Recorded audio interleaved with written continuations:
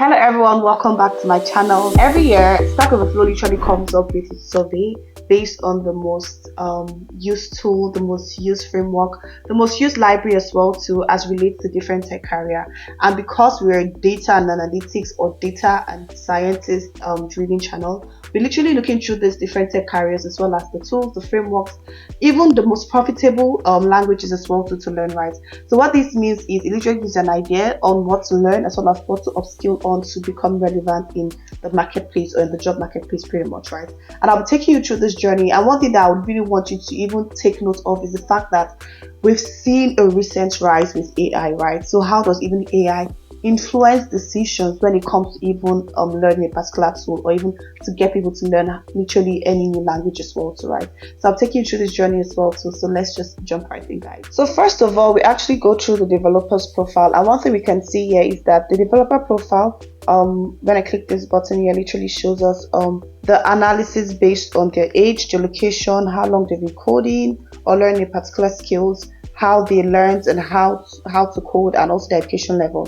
And for me personally, one thing that literally resonates with me is the education, right? So most developers, about 4%, literally just have like a post-secondary education, guys, while some have college or more. So it just shows you that about a fraction, or let's say, yeah, about a fraction who are literally in tech in general just literally have a college degree. But doesn't mean college degree or advanced college degree are not important. No, it doesn't mean that, right? What it just means is that it just gives you a proportion of people who actually are in tech but just have like a basic college degree. So right now, let's look into this, right? You're seeing just about 41.16%, right, with a bachelor's degree, and literally leading closely to this is the master's degree as well too, right? And one question I want to find out is, do you think, based on what you've seen like in recent times or even like in job postings, right, do you think that bachelor's degree will become obsolete soon? I mean, this is just something that I would really want to know. If that's your thought, let me know actually, right? Or do you think like more companies looking to hire more people with masters compared to people who just have like a bachelor's degree, right? I mean, what are your thoughts? Do you think that's going to happen? Also, universities without degree also sort of like run closely as well too, right? But then just coming close to master's degree, we have universities, colleges as well without degrees literally comes closely. And we also see that, so this is some college, university study without earning a degree, and also it literally is the third place after master's degree. So what this means is, even without earning a degree, you also can even break into tech, right? I think that's one thing I love about tech in general, where you don't really need to have a professional degree or a certification just to come into tech pretty much, right? And then just going straight to it, we also see like a lot of devs in terms of their learning as well too, right? I really want us to look into this. So what's their learning like in terms of breaking into tech? And one thing you see very much is they're seeing most people actually learn from online resources, right? Videos, blogs, forum, right? And this is about 80.1%. And we have books, physical media. Personally, for me, I literally probably fall in the people who would rather learn from videos, right? Because I literally enjoy learning by just seeing and doing pretty much. So yeah, we're seeing about 80.1%, and closely leading it is books, physical media pretty much, right?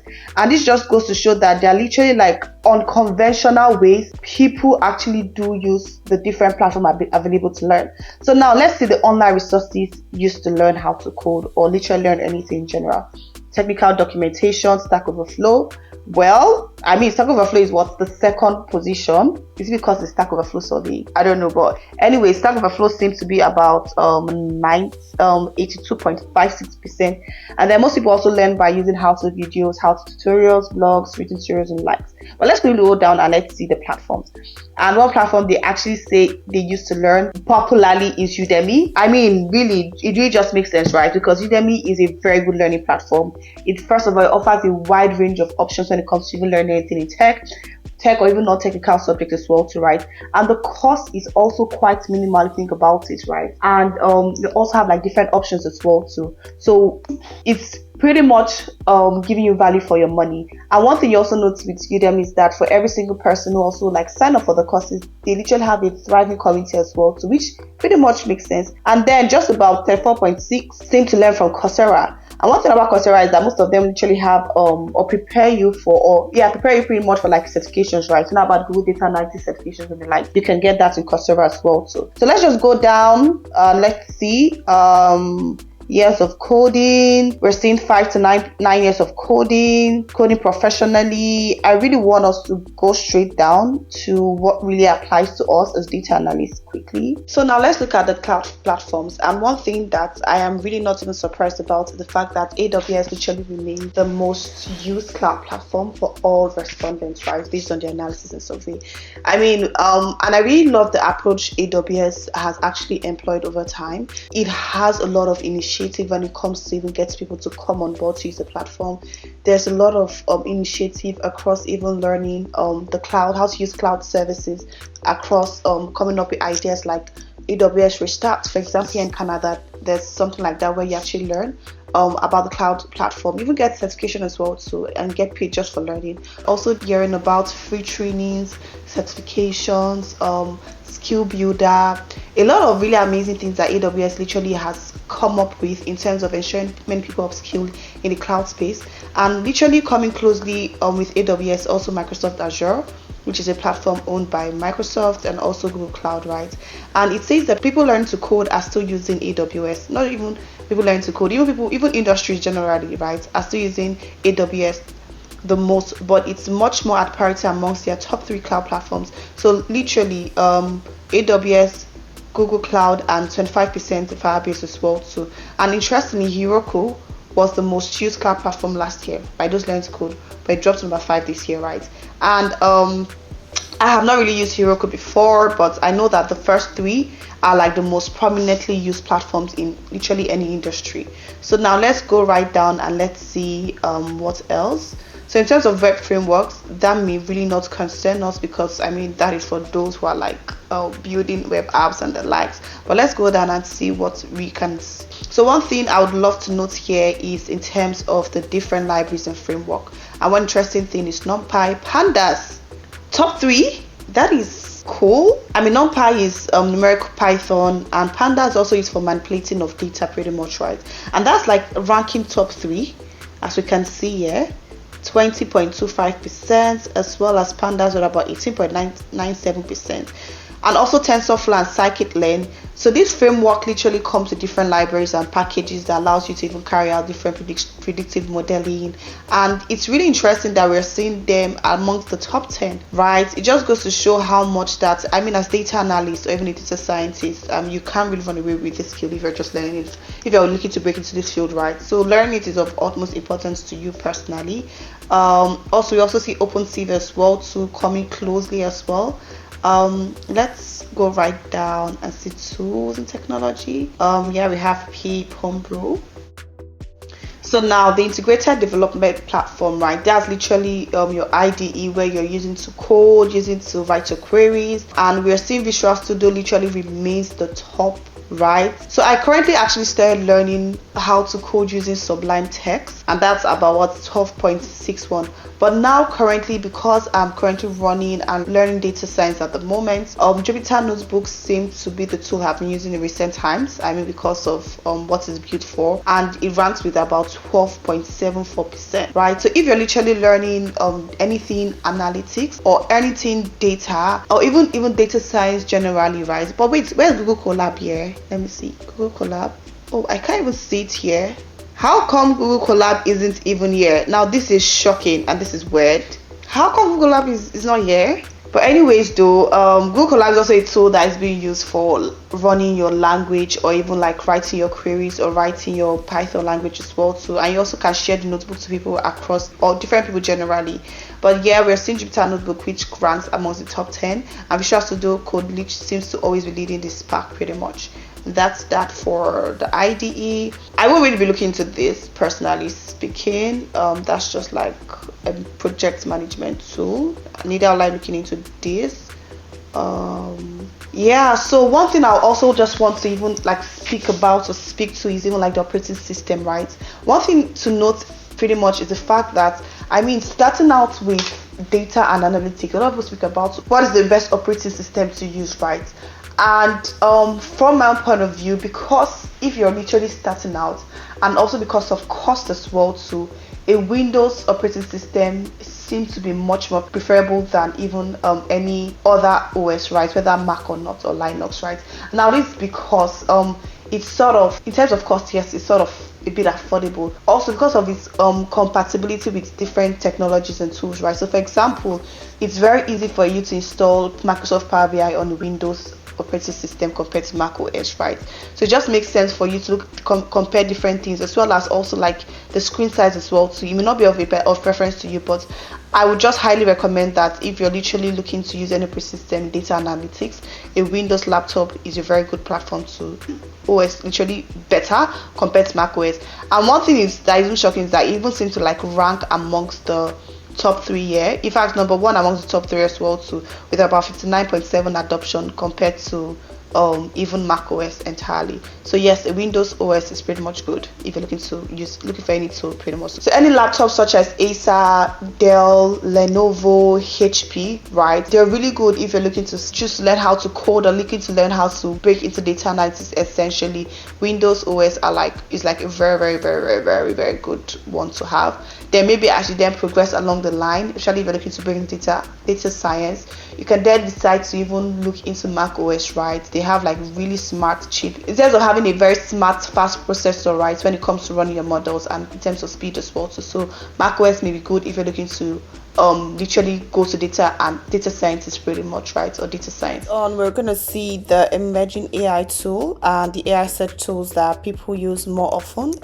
in their career, both professionally and also personally, right? And I mean, ChatGPT is leading it, so I don't think there's so much to say about this. With the recent rise of AI pretty much and all these chatbots, ChatGPT has seemed to dominate the space. So let's see, probably next year something comes up and beats ChatGPT. But right now, at the moment, ChatGPT seems to lead in it, and I think it's also a very good platform. So, and why I say it's a very good platform is for those who like in terms of how to use it, right? I know in my video with Curtis Evans, my chat with Tech Elite with Curtis Evans, I love a view that he literally pointed out about the fact that know when to use it, right? ChatGPT shouldn't be your brain. It shouldn't be the one to help you think, right? ChatGPT should be more like help you maybe clarify certain things that you're not sure of. That's a very smart way to actually use ChatGPT than just going to it and imputing or using to search things that you're not even sure of without having prior knowledge to it. So ChatGPT should be more like a support to your learning or to understanding certain things, and not just like your first go-to when it comes to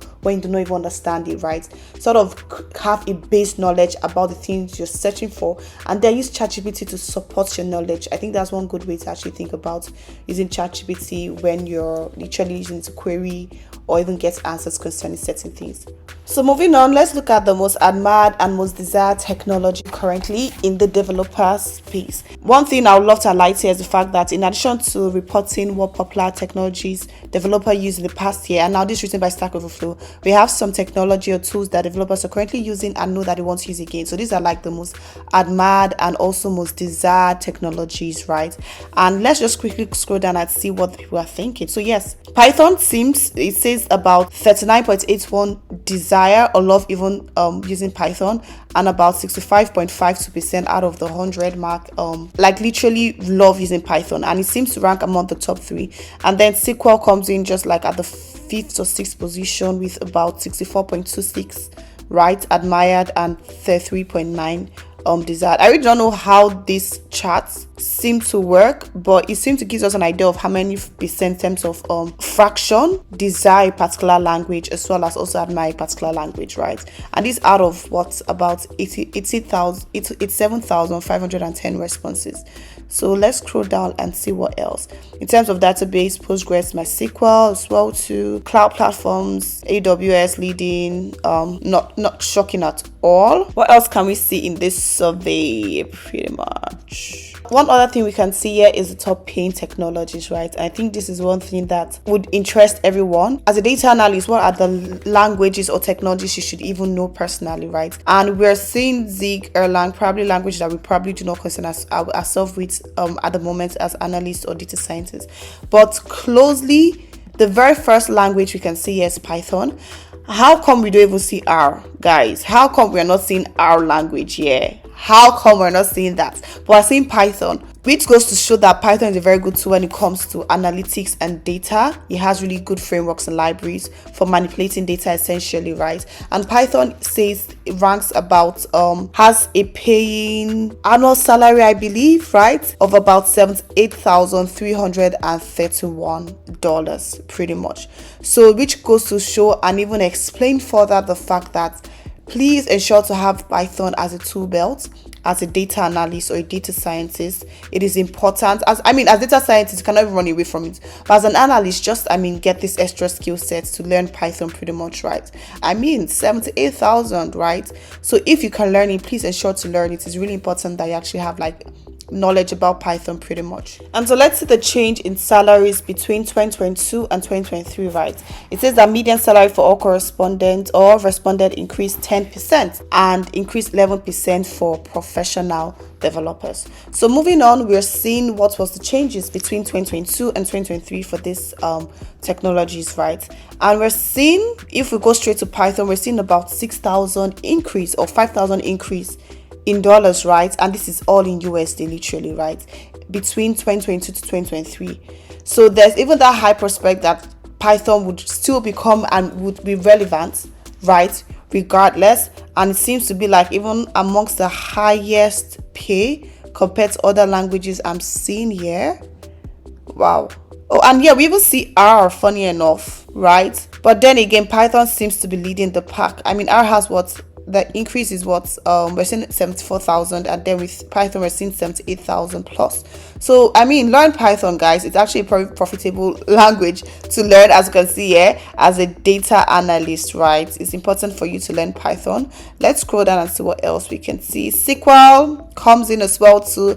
We're seeing 69,000 to about 74,000 plus. So please get your SQL skills up and running. Learn how to use SQL, practice with SQL, chew and breathe SQL as a data analyst. It's a very high paying language to actually learn as data analyst. It's very important for even screwing your database pretty much, right? So ensure you have SQL in your tool belt as a data analyst. Very important. So pretty much you can use this to have an idea as to what skills you should be learning at the moment, or what tools to actually upskill on, or what technologies to become good at, right? And why I love this survey is it cuts across different tech careers as well too. I'll literally put the link somewhere here or in my description down below as well too, right? And I'll love you all to ensure that you actually go through it personally and see what tools and skills you're looking to upskill in. We're already in August at the moment, right? And what this means is that these particular tools and technologies being used is still relevant up until now, right? But next year I have another survey and we see and analyze as well too. So it gives you an idea of what you should learn at the moment, what to upskill on, what's the most profitable language to learn at the moment, as well as what you should even be looking forward to even improving on, right? It could be based on what the earning potential is. You rather want to learn a particular language compared to another language, right? Or in terms of, okay, what tool to even use to learn as well, to what ID is more relevant. For example, you're seeing Studio Code is being used. Does it mean that professionally we have more people using Visual Studio Code? Because most companies actually use Visual Studio Code for their coding, for literally their development environments, right? And some others also use Google Colab as well too, the YouTube Chat Notebook as well too. But this just gives a sense as to what the current industry outlook is like, right? And I would highly encourage you to actually look into it personally just to know where you fit. So thank you so much, guys, for watching. I really hope you enjoyed this video. If you did, please ensure to give it a thumbs up, as well as also comment down below what tools are you looking to upskill on personally. I want to know what database are you looking to learn or pick up as well too, and what cloud service do you think you'd want to even upskill yourself on, right? Until next time, ensure to have a great day. Bye for now, guys. Bye.